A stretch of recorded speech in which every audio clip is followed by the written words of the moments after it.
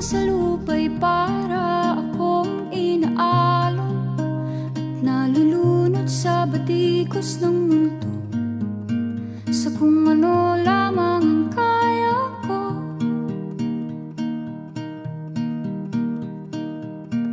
Bigang-biga na sa mga problemang di masolusyonan agad, parang wala nang bukas.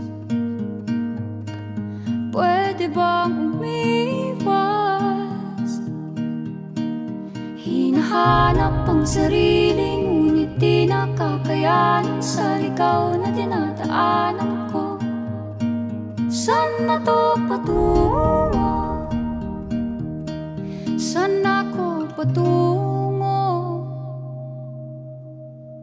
Dahan-dahan nating simulan